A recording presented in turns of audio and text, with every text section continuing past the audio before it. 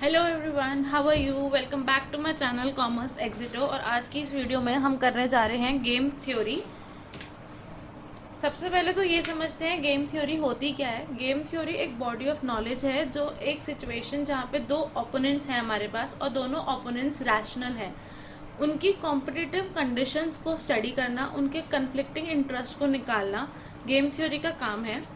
Game theory का objective है कि जो रूल्स है रैशनल बिहेवियर एक गेम लाइक सिचुएशन के अंदर, उसको ढूंढना और उसके आउटकम्स को डिपेंडेंट एक्शंस से इंटरडिपेंडेंट प्लेयर्स के रिजल्ट्स को बताना। बेसिक टर्म्स पहले समझ लेते हैं। गेम क्या होता है। गेम होता है एक सिचुएशन जहाँ पे दो या फिर दो से ज्यादा लोग खेल रहे हैं और दोनों के अपने डिफरेंट गोल्स हैं, दोनों के डिफरेंट ऑब्जेक्टिव्स हैं और उनके फेट्स इंटरट्विन्ड हैं, जैसे कि लूडो। स्ट्रैटेजी क्या होती है। It refers to the action to be taken by a player in various contingencies in a playing a game. मतलब कि जो बहुत सारे एक्शंस हम लेते हैं गेम खेलते वक्त, जो प्लेयर एक्शंस लेता है अपना प्रॉपर दिमाग लगा के, जो सारे रूल्स को फॉलो करते हुए जो एक्शन लेता है जिससे वो जीत सके, उसे हम स्ट्रैटेजी कहते हैं। पे ऑफ है जो एट द एंड आके पॉसिबल आउटकम निकलता है उसके, उस स्ट्रैटेजी का, उसे पे ऑफ कहते हैं। और optimal strategy, it provides the best situation in the game in the sense that it involves maximal pay off to the player. Maximum जो बेस्ट उसको मिल सकता है उस गेम को खेलते हुए, वो अगर उसे मिल जाता है तो वो ऑप्टिमल स्ट्रैटेजी है। फॉर एग्जाम्पल, अगर हम लूडो खेलते हुए डाइस फेंकते हैं तो मैक्सिमम 6 आ सकता है, तो that is an optimal strategy. अब गेम का मॉडल समझते हैं। बेसिकली क्लासिफिकेशन हम 3 बेसिस पे कर सकते हैं। नंबर ऑफ प्लेयर्स के अकॉर्डिंग, या तो 2 पर्सन हैं या उससे ज्यादा, that is n person. Sum of gain या लॉस, या तो जीरो सम गेम होगा या फिर कॉन्स्टेंट सम गेम होगा। नंबर ऑफ स्ट्रैटेजीज एम्प्लॉयड जो गेम के अंदर हो सकती हैं, या तो फाइनाइट स्ट्रैटेजीज हम एम्प्लॉय करते हैं या फिर infinite number of strategies involve हो सकती हैं। तो अब 2 पर्सन और zero sum game, that is 2 person zero sum game को हम सबसे पहले एनालाइज करेंगे। अगर हमारे पास 2 पर्सन जीरो सम गेम है तो पहले तो हमारा जीरो सम का मतलब क्या है हम वो देखते हैं। जहां पर किसी एक का फायदा दूसरे का उतना ही नुकसान करा दे उसे हम जीरो सम गेम कहते हैं। जैसे कि इस पिक्चर में डिपिक्ट हुआ, एक छोटे बच्चे ने दूसरे बच्चे की आइसक्रीम छीन ली, तो एक बच्चे की आइसक्रीम चली गई, दैट इज -1, और दूसरे को मिल गई, दैट इज +1। तो एट द एंड आके 0 हो गया, तो it is a zero sum game. Example देखते हैं। पहला एग्जाम्पल हम वहां देख रहे हैं जहां पे हमारा सैडल पॉइंट एग्जिस्ट करता है, इसको हम प्योर स्ट्रैटेजी कहते हैं। सैडल पॉइंट क्या होता है अभी हम देख लेंगे। ये एक एग्जाम्पल हमारे पास है जहां पर हमें फर्म ए और फर्म बी की स्ट्रैटेजीज गिवन है। फर्म ए 3 स्ट्रैटेजीज यूज करती है, A1, A2 और A3। फर्म बी के पास 3 स्ट्रैटेजीज हैं, B1, B2, B3, और ये हमें उनके पे ऑफ मैट्रिक्स गिवन है। टोटल स्ट्रैटेजीज यहाँ पे हमारे पास 9 हो गई, 3 फर्म बी की, 3 फर्म ए की। अब जब फर्म ए A1 स्ट्रैटेजी यूज कर रही है और बी B1 यूज कर रहा है, तो A1 को फायदा हो रहा है 50 का, दैट इज ए कंपनी को 50 का फायदा होगा। और वहीं अगर बी जो कंपनी है B2 यूज कर ले इंस्टेड ऑफ B1, तो उसे 40 का फायदा होगा। जैसे कि हम मैट्रिक्स में देख सकते हैं यहाँ पे, अगर A1 और B1 का कॉम्बिनेशन हम ले तो 50 रुपीज का बेनिफिट होगा, और अगर A1 और B2 का लें तो 40 का बेनिफिट होगा। एंड सिमिलरली बाकी सारे, तो कॉम्बिनेशन ऑफ स्ट्रैटेजी यूज होगी। इंडिविजुअली तो कोई स्ट्रैटेजी यूज हो नहीं सकती, क्योंकि मार्केट कॉम्पिटिशन सिचुएशन है। तो अगर एक फर्म ने एक स्ट्रैटेजी अपनाएगी तो दूसरी फर्म डेफिनेटली उसको काउंटर करने के लिए दूसरी स्ट्रैटेजी लेके आएगी। तो इसीलिए ये 3 इसकी और 3 स्ट्रैटेजी हमें इसकी गिवन है। अब आते हैं बेस्ट स्ट्रैटेजी को फाइंड करने के लिए हमारे पास बेस्ट ऑप्शन होता है कि हम सैडल पॉइंट ढूंढ लें। तो पहला केस तो वो है जहां पर सैडल पॉइंट है, जो ये एग्जांपल हमने उठाया है। अब सैडल पॉइंट ऑब्टेन करने के लिए हम मिनिमम निकालते हैं हर रो का और मैक्सिमम निकालते हैं हर कॉलम का। और जब वो पॉइंट जहां पे मैक्सिमम वैल्यू और mini max value, that is जो मिनिमम रो की है और मैक्सिमम कॉलम की जो वैल्यू है इक्वल आ जाए, वो हमारा इक्विलिब्रियम पॉइंट है, या फिर हम कह लें वो हमारा सैडल पॉइंट है। यहाँ पे हमने इस रो का मिनिमम निकाला, तो यहाँ पे फर्स्ट रो में हमारे पास 3 वैल्यूज हैं, 50, 40 एंड 28। मिनिमम हमारा 28, एंड सिमिलरली हमने बाकी 2 रोज का निकाला। फिर नेक्स्ट हमारा आता है कॉलम के मैक्सिमम हमने निकाले, मैक्सिमम हमारे ये आ गए। अब वो पॉइंट जहाँ पे ये रो मिनिमम और ये दोनों सेम हमारे आ रहे हैं वो है हमारा 50। तो ये है हमारा सैडल पॉइंट और यही हमारा बेस्ट इक्विलिब्रियम पॉइंट होगा, दैट इज जब फर्म ए स्ट्रैटेजी A3 यूज करे और firm B strategy B3 use करे। तो इस सिचुएशन में दोनों फर्म्स मोस्टली बेनिफिट होंगी। अब अगर हमारे पास केस आता है कि हमारे पास सैडल पॉइंट एग्जिस्ट ही नहीं करता, कि दोनों जैसे हमने यहाँ पीछे देखा, अगर यहाँ पे कोई कॉमन पॉइंट नहीं आ रहा, यहाँ तो 50 आ गया, बट अगर कोई नहीं आ रहा तो हमारे पास सैडल पॉइंट एग्जिस्ट नहीं करता, तो हम क्या करते हैं, सबसे पहले तो हम मिक्स स्ट्रैटेजी का यूज करते हैं। अब मिक्स स्ट्रैटेजी होती क्या है, जहां पर हम दो या दो से ज्यादा स्ट्रैटेजीज को एक साथ एक ही टाइम पे प्री डिटरमाइंड प्रोबेबिलिटीज के अकॉर्डिंग यूज करें, उसे हम मिक्स स्ट्रैटेजी कहते हैं। A player decide to mix his choice among several alternatives in a certain ratio. जितने भी हमारे पास alternatives अवेलेबल हैं उन सब को थोड़े थोड़े रेशियो में यूज करें। फॉर एग्जाम्पल अगर हमारे पास 3 स्ट्रैटेजीज पीछे थी तो हमने A1 को 30% यूज किया, A2 को हमने 40% यूज किया और A3 को जो रिमेनिंग परसेंटेज है उतना के हमने यूज किया। तो उसने अपनी तीनों स्ट्रैटेजीज को कुछ परसेंटेज ऑफ रेशियोज में अगर यूज किया तो उसे हम मिक्स स्ट्रैटेजी कहेंगे। When there are two players A and B having strategies A1, A2, B1, B2 respectively, and if X is the probability that A will choose A1 and Y is the probability that B will choose B1, तो हमारा matrix ये बना। इस matrix के according हमारे पास 3 formulas हैं, जिसमें A के A1 चूज करने की प्रोबेबिलिटी का फॉर्मूला X ये रहा, B की B1 का फॉर्मूला ये रहा, और जो उनको बेनिफिट होगा दैट इज जो वैल्यू उनको एट द एंड आके मिलेगी, दैट इज जो 50 ऐसे अभी हमने पीछे निकाला उसका फॉर्मूला ये रहा। तो जहां पर सैडल पॉइंट एग्जिस्ट नहीं करता, इनफैक्ट वहाँ ज्यादा इजी हो जाता है कि आपको सिंपली फॉर्मूले में वैल्यूज पुट करनी है and your answer is there. But एक पॉइंट है कि आपका 2x2 का ही मैट्रिक्स होना चाहिए, जैसे कि हम फॉर्मूला देख सकते हैं। अब जहां पर 2x2 का मैट्रिक्स ना बन रहा हो वहां क्या करना है वो हम अभी आगे के पॉइंट्स में देख लेंगे। एक एग्जाम्पल लेते हैं पहले इसका। ये हमारे पास स्ट्रैटेजीज हैं, 2x2 का मैट्रिक्स है, सिंपली हमने फॉर्मूलाज में वैल्यू पुट करी है।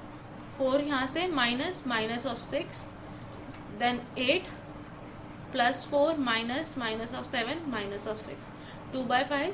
सिमिलरली हमने y और वैल्यू हमने निकाल ली, तो ये हमारे पास आ गया कि x जो है वो 2/5 ऑफ A1 ले और बचा हुआ 3/5 ऑफ A2 ले, एंड सिमिलरली B जो है वो 11/25 B1 को ऑप्ट करेगा और रिमेनिंग 14/25 B2 ऑप्ट करेगा, और वैल्यू आएगी उनकी -2/5। अब एक डोमिनेंस रूल है, ये केस हम तब अपनाते हैं जब हमारा 2x2 का मैट्रिक्स ना बन रहा हो, और सिचुएशंस में अपना सकते हैं, बट जहां हमें 2x2 में रिड्यूस करना हो वहां हम डोमिनेंस रूल का यूज करते हैं। अब डोमिनेंस रूल क्या होता है, कई बार गेम में एक सिचुएशन हमारे पास ऐसी आती है जहां पर एक स्ट्रैटेजी जो है वो हर पॉइंट ऑफ व्यू से पर्टिकुलर फर्म के लिए दूसरी स्ट्रैटेजी के ऊपर प्रेफरेबल ही रहेगी। तो जो हमारी स्ट्रैटेजी लेस प्रेफरेबल है उसे हम एलिमिनेट कर देते हैं डोमिनेंस रूल को कहते हुए। एग्जाम्पल से समझते हैं। अगर यहाँ पर हमारे पास ये वाला मैट्रिक्स है, यहाँ अगर आप ध्यान से देखें तो जो A3 है वो ऑलवेज A1 से ज़्यादा नहीं है, दैट इज A1 अगर 9 है तो ये 6 A1 बेटर, अगर ये 8 तो ये 7 again A1 better, -7 it's equal. तो जब बाकी दोनों चीज़ें हमारी ज़्यादा आ रही हैं तो डेफिनेटली हम स्ट्रैटेजी A1 चूज करते हैं, A3 को एलिमिनेट कर सकते हैं। तो यहाँ पर A1 जो है वो A3 के ऊपर डोमिनेट करती है और इसीलिए हम A3 को रिड्यूस कर देंगे, तो हमारा मैट्रिक्स कुछ ऐसा दिखेगा। सिमिलरली हम B फॉर्म का अब देखेंगे, तो ये दो हमारे पास स्ट्रैटेजीज हैं जहां पर जो B1 है वो हमेशा B2 के ऊपर डोमिनेट कर रही है, तो हम B1 को एलिमिनेट कर देंगे और हमारा मैट्रिक्स आएगा कुछ इस तरह का। अभी हमारा सेम मैट्रिक्स हो गया जैसे कि हमारा पीछे वाले क्वेश्चन में था। यहाँ पर एक पॉइंट उठता है कि आपने तो B1 को एलिमिनेट कर दिया, बट B1 के तो पॉजिटिव वैल्यूज थी। जब हमारा मैट्रिक्स में जो ऊपर वाली फर्म होती है वो हमेशा ऑपोजिट साइड पर होती है, तो इसके लिए हम लीस्ट वैल्यू चूज करते हैं और इसके लिए हम हाईएस्ट वैल्यू चूज करते हैं, क्योंकि हमारा जो मैट्रिक्स होता है वो लेफ्ट हैंड साइड वाली फर्म के पर्सपेक्टिव से होता है। तो अगर A1 को 9 रुपीज मिलते हैं तो B1 को 9 रुपीज का लॉस होगा ना, जीरो सम गेम है हमारे पास। तो A1 को पर्सपेक्टिव से यहाँ पे हमें वैल्यू गिवन है, तो हम B के पर्सपेक्टिव से उल्टी वैल्यूज देखते हैं, इसीलिए हमने इसमें से हाईएस्ट एलिमिनेट की है और इसमें से लोएस्ट एलिमिनेट की है। डन। तो ये हमारा सेम मैट्रिक्स आ गया। अब हम सेम जो तीनों हमने वैल्यूज पीछे निकाली, सेम यहाँ पर आंसर्स हमारे पास आ गए। आगे चलते हैं। जब हमारे पास 2 क्रॉस n या फिर m क्रॉस 2 का गेम हो, दैट इज तब हम ग्राफिकल मेथड का यूज करते हैं। ना तो हमारा 2 क्रॉस 2 बन रहा हो, ना हमारा 3 क्रॉस 3 बन रहा हो, या तो 2 क्रॉस n है या फिर m क्रॉस 2 है। तो उस केस में हम क्या करते हैं, ग्राफिकल मेथड यूज करते हैं। और the one which has more strategies, the graph is drawn from the opponents perspective. जिसकी स्ट्रैटेजी ज़्यादा होती हैं उसके ऑपोजिशन के पर्सपेक्टिव से हम ग्राफ को ड्रॉ करते हैं। एग्जाम्पल देखते हैं। ये हमारे पास यहाँ पर मैट्रिक्स गिवन है। पे ऑफ हम B के पर्सपेक्टिव से देखेंगे, क्योंकि A की स्ट्रैटेजी ज़्यादा है तो हम B के पर्सपेक्टिव से बनाएंगे, जो कि A का ओपोनेंट है। अब यहाँ पर प्लॉट कर लेते हैं सारा।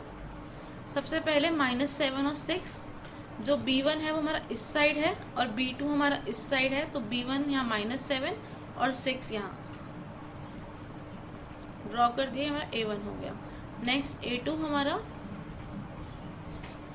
Similarly A3 and A4। तो अब जो हमने स्ट्रैटेजीज यहाँ पे लिखी हैं, ये हमने A1, A2, A3 और A4 ड्रॉ करी हैं।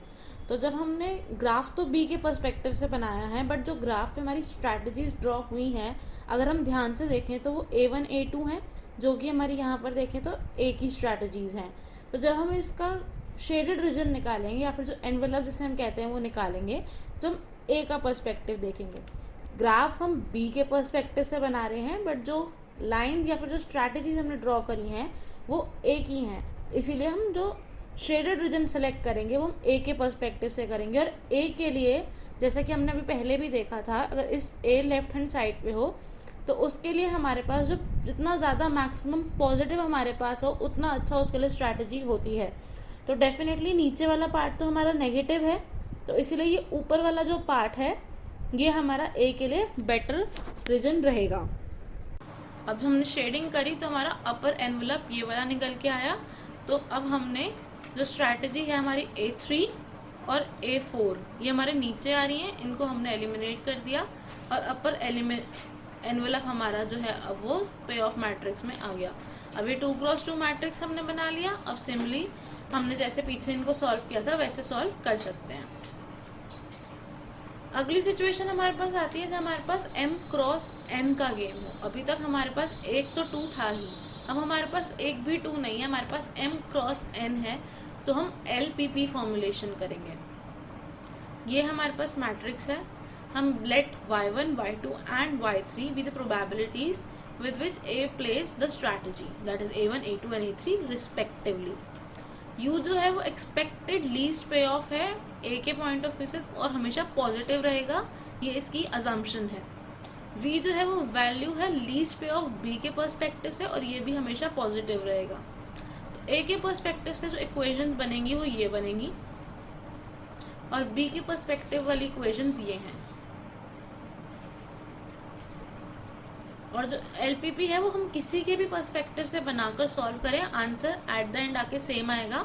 रीजन भी ये एक ही कॉइन के 2 सिक्के हैं। एग्जाम्पल देख लेते हैं। अब ना तो ये 2 क्रॉस 2 मैट्रिक्स है, ना 2 क्रॉस m है, ना n क्रॉस 2 है।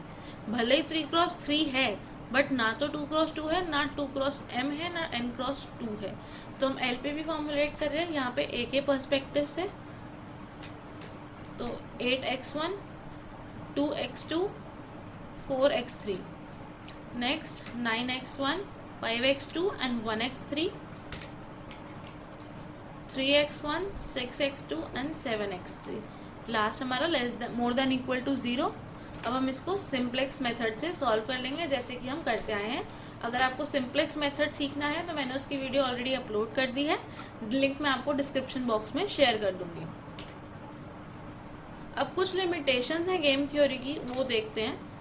अब जैसे नंबर ऑफ प्लेयर्स इंक्रीज होते हैं एक्चुअल बिजनेस सिचुएशन में इतने प्लेयर्स नहीं होते हैं, तो वहाँ पर इस थ्योरी के थ्रू आंसर को निकालना बहुत डिफिकल्ट हो जाता है। ये सिंपली एक जनरल रूल प्रोवाइड करता है कि कौन जीतेगा, कोई लॉजिक नहीं है एग्जैक्टली।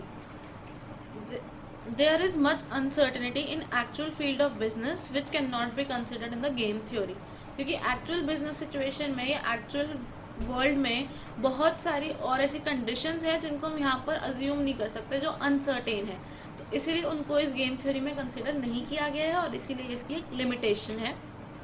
जो बिजनेस है वो एडिक्वेट नॉलेज नहीं प्रोवाइड कर सकता गेम थ्योरी को, तो इसीलिए वो इसकी एक लिमिटेशन बन जाती है। अब एक समरी देखते हैं, क्योंकि हमने अलग अलग टाइप के क्वेश्चन उठाए हैं। तो सबसे पहले तो हमें पे ऑफ मैट्रिक्स लिखना है। अब क्या हम प्योर सॉल्यूशन ऑब्टेन कर सकते हैं? अगर हाँ तो बात खत्म, दैट इज अगर सैडल पॉइंट निकल रहा है तो बात खत्म। बट अगर प्योर सॉल्यूशन नहीं है तो क्या वो 2x2 का गेम बना हमारा? बन गया तो मिक्स स्ट्रैटेजी का यूज करके सॉल्व कर लें। अगर 2x2 का गेम नहीं है तो डोमिनेंस रूल यूज करें। डोमिनेंस रूल यूज करने के बाद क्या वो 2x2 का मैट्रिक्स में रिड्यूस हुआ तो सॉल्व कर लें। और अगर रिड्यूस नहीं हुआ 2x2 के में, तो अगर तो वो 2x n या फिर 2x m का गेम है तो ग्राफिकल मेथड यूज करें। और अगर 2x n और या फिर m×2 का गेम नहीं बना, दैट इज m×n का बन गया, तो हमें LPP फॉर्मुलेट करनी पड़ेगी। ये बहुत इंपॉर्टेंट समरी है, क्योंकि एट द एंड आके एग्जामिनेशन में हम भूल जाते हैं कि यहाँ पे अप्लाई कौन सा करना है, तो ये आप जरूर नोट कर लीजिएगा अपने नोट्स में। आई होप आपको समझ में आया हो। Thank you for watching. मेरे चैनल को आप सब्सक्राइब करना ना भूलें, और कोई डाउट हो तो आप कमेंट सेक्शन में मेंशन कर सकते हैं।